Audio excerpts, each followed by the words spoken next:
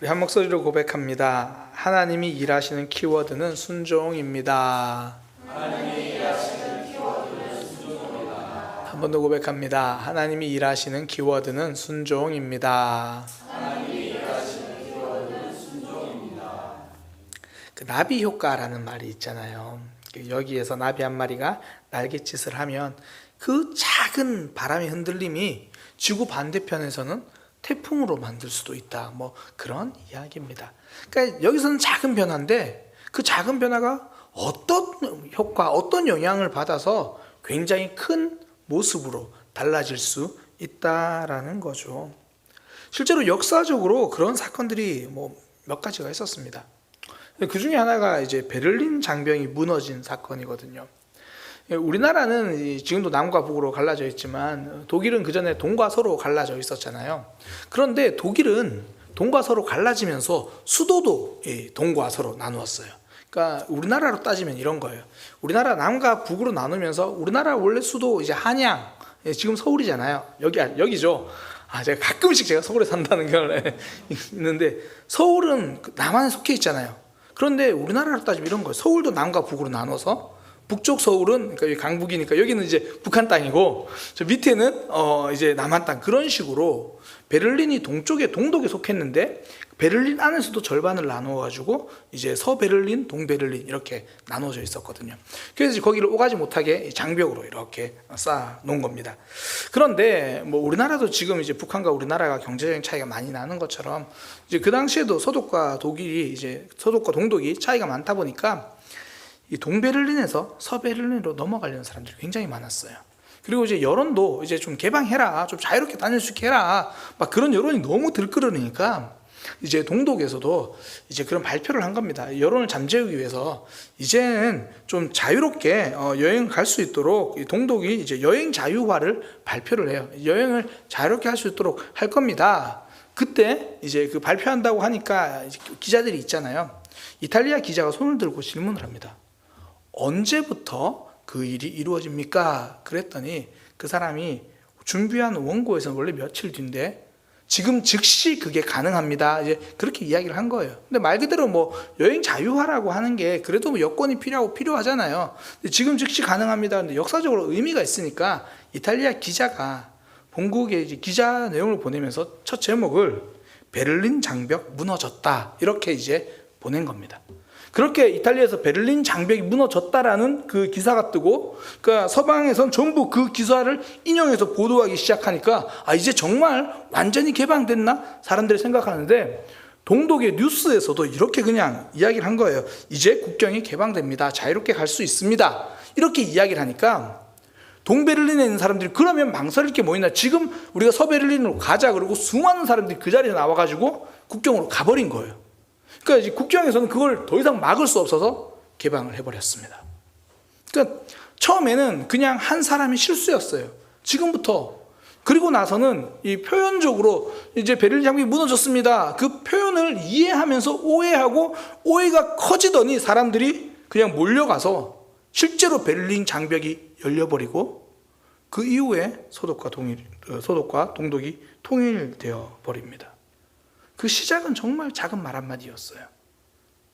그러나 그 영향은 엄청났죠. 작은 시작이 큰 변화를 만듭니다. 근데 이게 믿음의 여정이 바로 이 모습이 그래요. 하나님은 한 사람의 작은 순종을요, 굉장히 크게 쓰십니다. 골리앗을 넘어뜨린 건 하나님을 신뢰했던 목동이 던진 돌멩이 하나예요. 다윗이 골리앗 앞에 가서 내가 하나님을 신뢰하고 있다, 난 하나님만 신뢰한다, 그렇게 외치잖아요. 사무엘상 17장 45절에 보면 다윗이 이렇게 말합니다. 너는 칼과 창과 단창으로 내게 나오거니와 나는 하나님 의지해서 간다. 나는 만군의 여호와의 이름으로 내가 너에게 간다. 전쟁터에 형들 면회하러 갔던 다윗이, 그런 다윗인데 하나님을 신뢰하면서 달려가니까 하나님은 그 하나님을 신뢰하는 그 다윗의 작은 모습을 통해서 전쟁을 역전시켜버려요. 그 결과 이스라엘 백성들이 블레셋을 완전히 그 전쟁에서는 승리하게 됩니다. 사무엘상 17장 52절 그 결과예요. 이스라엘과 유다 사람들이 일어나서 소리를 지르며 블레셋 사람을 쫓아 가이와 에그론 성문까지, 그러니까 그들 바로 성문까지 쫓아 버린 겁니다. 하나님을 신뢰하는 한 소년의 믿음을 통해 하나님은 놀랍게 역사하십니다. 우리의 믿음, 우리의 순종 작죠. 어떨 때는 정말 망설이다가 순종 당할 때도 있잖아요. 난 정말 이게 계속 나는 망설이고 있는데 하나님 나를 그렇게 이끌어 가시고 그 작은 순종을 통해서 하나님은 놀랍게 일하시죠. 저는 오늘 우리가 하는 기도도, 우리가 드리는 예배도 이런 시간이 되기를 소망합니다. 하나님이 기도하라고 하시니까 그 말씀이 순종해서 기도합니다. 이제 하나님이 역사하여 주옵소서. 하나님께서 예배하는 자는 영과 진리로 예배하라고 하셨으니 하나님 온 마음 다해서, 여전히 내 마음은 이런저런 복잡하지만 그래도 최소한 예배 시간만큼은 온 마음 다해 보려고 합니다. 하나님이 역사하여 주옵소서. 작은 소년이 드린 그 한 도시락이 예수님 손에 들리니까 5,000명이 넘는 사람이 먹고도 남는 기적의 통로가 됩니다. 내가 드린 작은 삶, 그 작은 순종을 통해 우리 하나님은 일하시죠. 작은 나비의 날갯짓이 지구 반대편에서 태풍을 만들어낸다면 우리의 작은 순종과 우리의 작은 믿음, 우리의 그 작은 진심이 하나님 그걸 통해서 태풍보다 크게 우리의 삶에 역사하십니다. 큰 하나님의 역사, 그 하나님의 역사를 경험하는 키워드는요, 우리 삶의 작은 순종이에요. 우리가 지금 계속 살펴보고 있는 룻기가 그걸 알려주잖아요. 오늘 이제 룻기 마지막 본문인데 드디어 룻과 보아스가 결혼을 합니다. 그리고 하나님께서 이제 룻에게 룻을 임신하게 하시고 아들이 태어나거든요. 룻기 4장 13절입니다.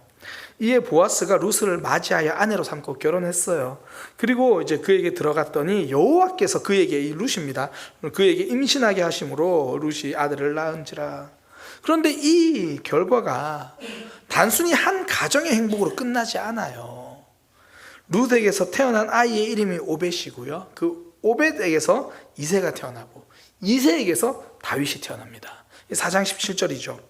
그의 이웃 여인들이 그에게 이름을 지어주되 나오미에게서 아들이 태어났다 하여 그 이름을 오벳이라 하였는데 그는 다윗의 아버지인 이새의 아버지더라. 그 오벳이라는 이름 자체가 이제 뭐 순종하다, 섬기다, 복량하다 그런 뜻이에요. 이제 오벳을 통해서 이제 그들의 삶에 새로운 소망이 생기고, 그런데 그 오벳이 이새의 아버지고 이새가 다윗의 아버지다. 한 가족의 행복이 아니라 다윗 왕을 통한 한 나라의 행복으로 이어지는 거죠. 그리고 우리는 알아요. 이게 한 나라의 행복으로 끝나지 않는다는 거. 그 혈통에서 예수님이 오십니다. 온 인류의 행복으로 이어지는 거죠. 이런 놀라운 축복의 시작은요, 한 여인이 시어머니를 위해서 이삭을 줍는 일에서 시작돼요. 또한 자신의 며느리에게 쉴 곳을 마련해 주고 싶어서 율법의 원리를 기억하고 추진한 나오미의 결단으로 이어지죠. 그리고 보아스가 율법의 말씀대로, 때로는 자기 기업에 손해가 나도 율법의 말씀대로 먼저 세상을 떠난 그 가족을 돌봐주려는 마음으로 마무리가 되잖아요. 돌아보면 참 작은 순종인데 그 결과는 한 나라의 행복, 온 인류의 구원으로 이어집니다. 이 하나님이 우리 하나님이십니다. 이 하나님이 우리 삶도 그렇게 초청하시는 거예요. 작은 순종을 통해 크게 일하시는 하나님. 하나님의 놀라운 일을 경험하기를 원하십니까? 그 키워드는 작은 순종에서 시작합니다. 저도 이 말씀을 준비하고 앞에서 이렇게 앉아서 말씀을 묵상하는데 제 삶이 여기까지 오게 된 건 정말 뭐 제가 하나님 이런 결단을 했습니다, 이런 순종을 했습니다, 아니고요. 정말 작은 일들이었는데 하나님께서 크게 축복해 주시고 역사해 주셔서 이 자리에 있는 거죠. 그러면서 좀 소망이 되는 게, 하나님 우리 사랑의 지체들 하나님이 놀랍게 쓰시겠군요. 이 자리에 우리가 함께 예배할 수 있는 이 처소도 그렇고 이 과정도 그렇고 정말 크고 작은 순종들 여기까지 왔잖아요. 야, 하나님이 이제 일하시겠구나. 오늘 찬양처럼 이제는 생명빛 솟아나, 그 가사를 잘 모르겠는데 하는데 그런 소망이 들더라고요. 하나님 정말 이곳에서 그런 역사가 일어나겠군요. 하나님이 일하시는 키워드는 그 작은 순종입니다. 왜 하나님은 꼭 우리를 순종을 통해서 일하실까요? 그냥 하시면 참 좋겠는데, 왜냐하면 순종이 어렵잖아요. 왜냐하면 하나님은 우리가 하나님을 경험하게 되는 것, 그걸 바라시기 때문입니다.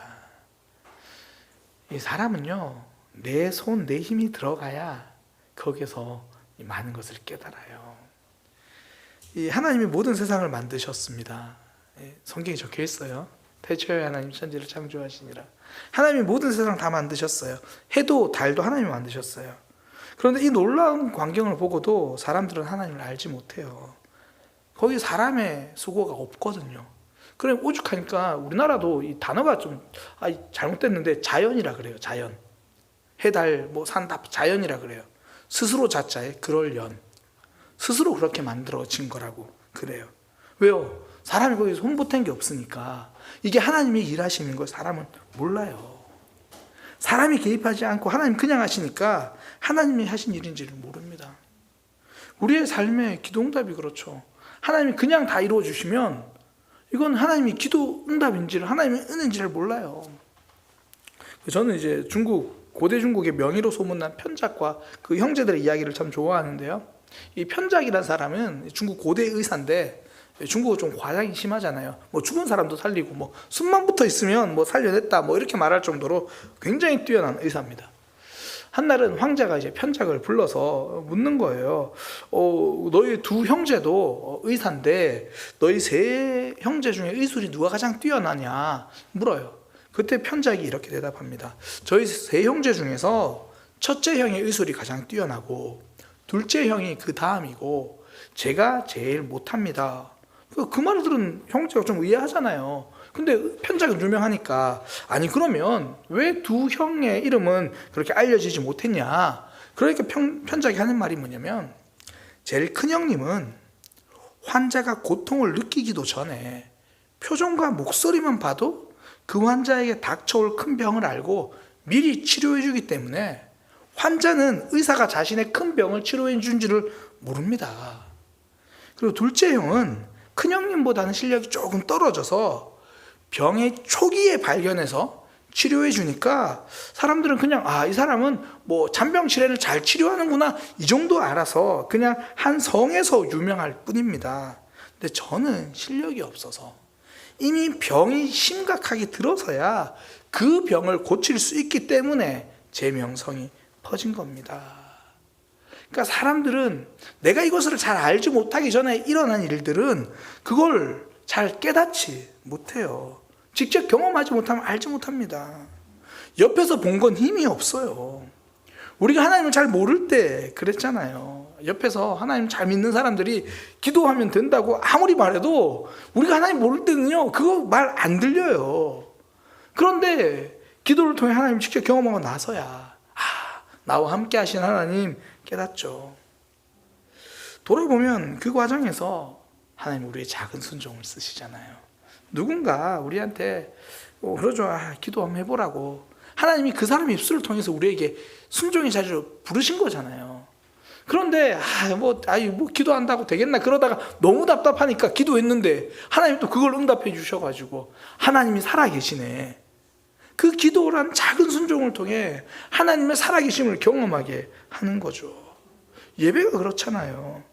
어떨 때는 진짜 우리 하나님 모를 때 자꾸 옆에서 교회 가자 그러니까 저 사람 부탁 들어준다는 마음으로 예배 자리에 왔는데 하나님이 그 작은 순종을 통해서 우리의 삶, 하나님을 경험하게 하고 하나님을 만나게 하고, 어쩌면 훈련학교 지금 담임 목사 부탁 들어주는 마음으로 오신 분들도 있을 거예요.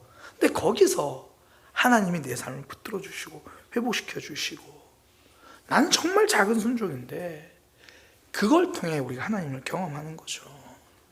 오늘 본문의 나오미도 그래요. 그 전에 나오미는요, 하나님을 원망하던 사람이고 하나님을 향해서 불평이 많던 사람이에요. 두 며느리가 자신을 따라오겠다고 할 때, 그때 이제 그 며느리들에게 난 소망이 없어 라고 말할 때 그 이유를 하나님이 나를 공격하고 계셔 이렇게 말하던 사람이에요. 룻기 1장 13절에 보면 여호와의 손이 나를 치셨으므로, 그러니까 나에게 소망이 없으니까 너희는 그냥 너희 갈 길을 가. 나오미는 이렇게 고백하던 사람이에요. 베들레헴에 돌아와서도요, 자신의 처지를 이렇게 말합니다. 룻기 1장 21절에 여호와께서 내게 비어 돌아오게 하셨느니라. 내가 지금 쫄딱 망한 거 하나님 때문이다. 여호와께서 나를 징벌하셨다. 전능자가 나를 괴롭게 하셨다. 이렇게 고백하던 사람입니다. 이런 나오미가요, 며느리를 위해서 율법의 원리를 기억하고 그 일을 추진하고 노력하는 모습, 하나님은 그런 작은 삶, 그 과정을 통해서 나오미를 바꾸세요. 나오미가 그전에는 하나님을 원망했던 그런 나오미인데, 이제 나오미를 통해서 하나님의 이름이 드러나는 통로로 쓰십니다. 그게 오늘 룻기 4장 14절이에요. 여인들이 나오미에게 이르되 찬송할지로다. 여호와께서 오늘 내게 기업 물을 자가 없게 하지 아니하셨도다. 없게 하지 아니하셨도다. 여호와께서 내게 기업 물을 자를 주셨다. 너를 통해서 하나님이 일하시고 너를 통해서 하나님이 놀라운 역사를 하신다.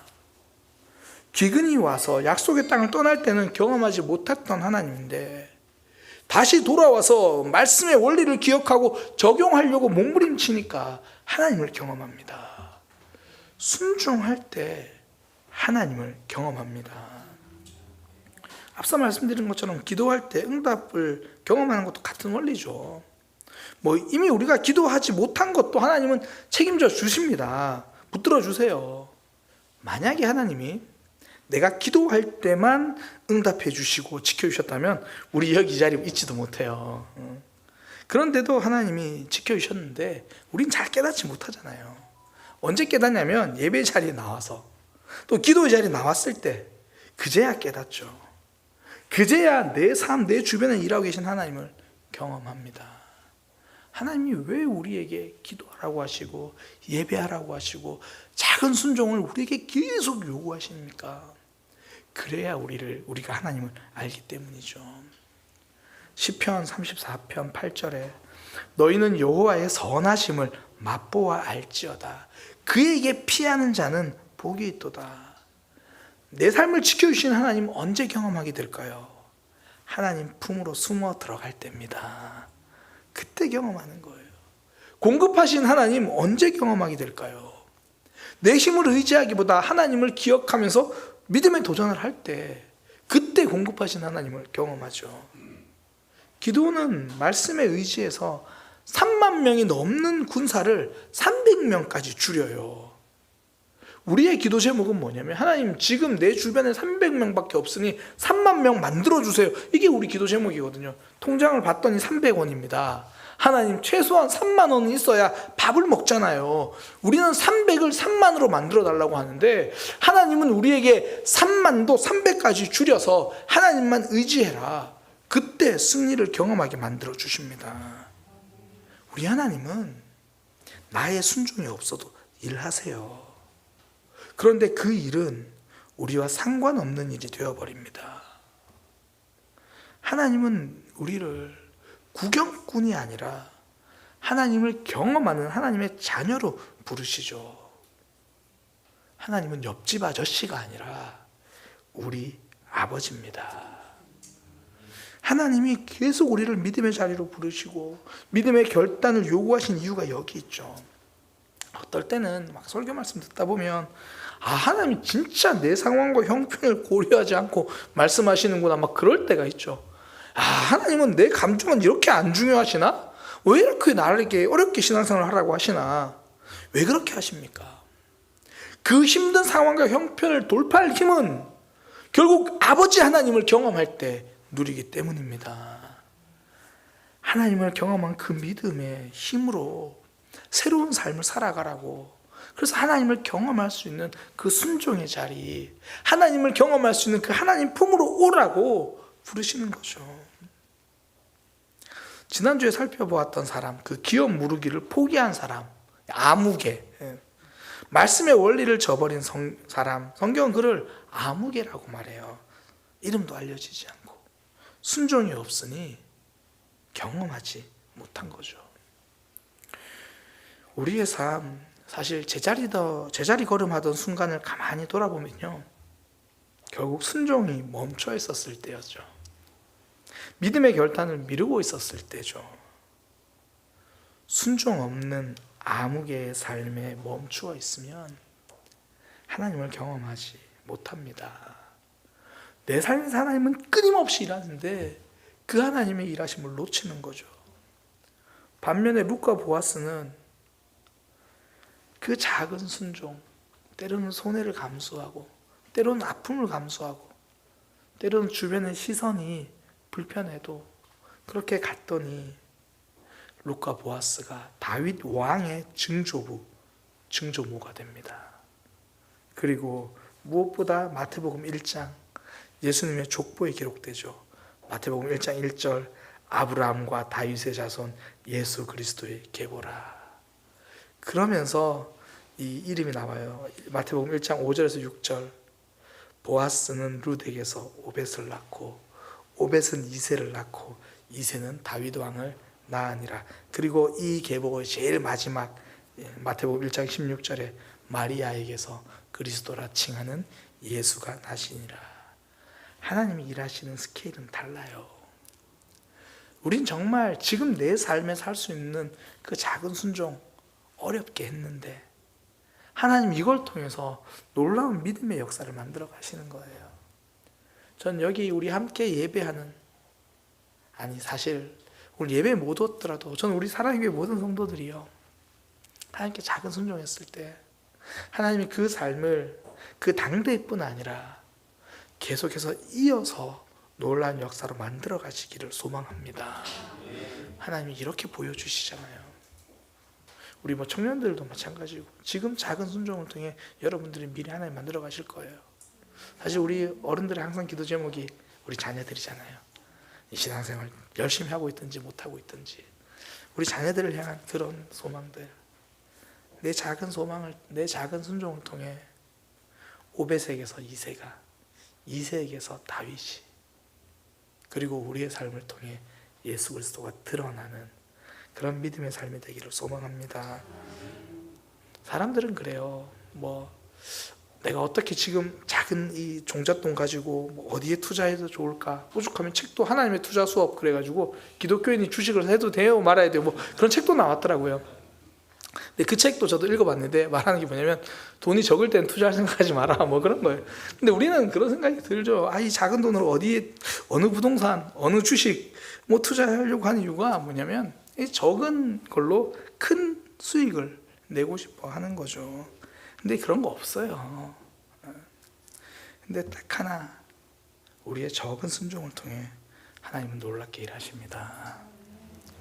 모세가 진짜 가기 싫다고 6번이나 거절해도 하나님 결국 그를 통해 한 민족의 지도자로 삼으시잖아요.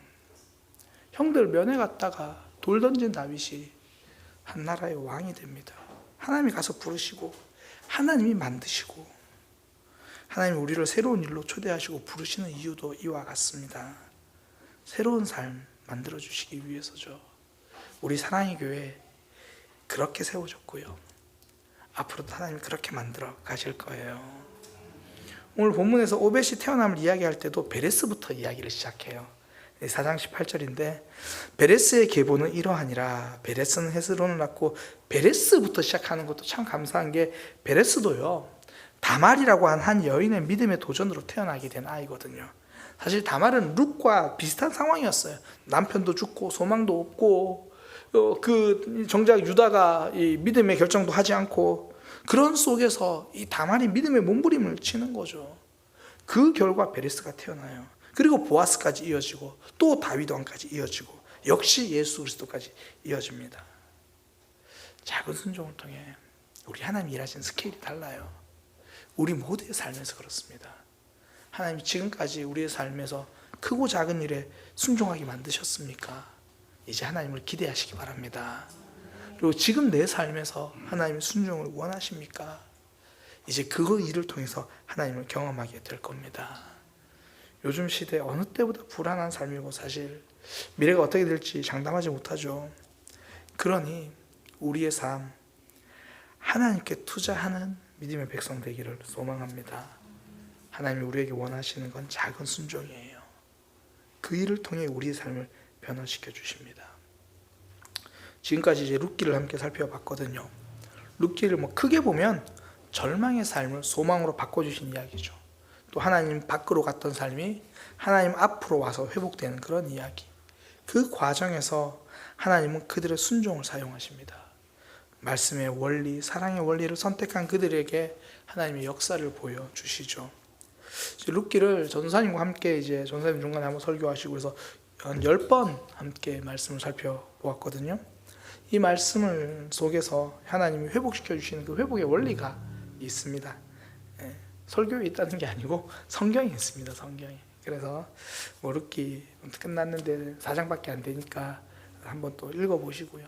그러면서 이 말씀 가운데 나를 회복시키신 하나님을 경험하고 나도 내 삶에서 정말 하나님이 말씀하시는 그 작은 순종, 때로는 작은 도전, 많이 힘들지만 그 일을 통해서 회복과 소망을 경험하는 저와 여러분이 되기를 소망합니다. 기도하겠습니다. 하나님, 지금까지 우리의 삶 주님께서 인도해 주셨고 불러주셨고 이 자리에 있게 해주셨습니다. 여기까지 온 것 은혜입니다. 하나님, 우리의 삶 아직도 믿음으로 가야 할 길이 많이 남았습니다. 때로는 힘들기도 하고 때로는 어렵기도 하지만 오늘 한 발짝의 순종이, 한마디의 진실한 기도가 우리 안에 터져 나오게 하여 주옵소서. 새로운 삶으로 하나님께 더 깊이 나아가는 오늘 이 밤이 되게 하여 주옵소서. 예수님의 이름으로 기도드립니다.